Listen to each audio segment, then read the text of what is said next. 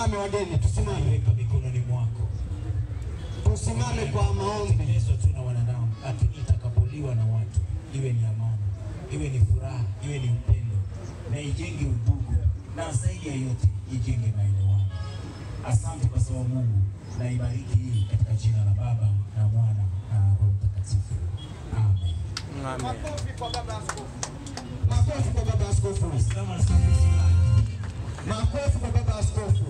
Lakini pia niombe shehe ambaye alipo mahali hapa, Mheshimiwa Mohamed, naomba pia uje uweze kubariki keki hii, kwa sababu tunasema tuko na dhehebu yote mahali hapa, kama upendo, uvumilivu, ustahimilivu na amani unavyotuelekeza.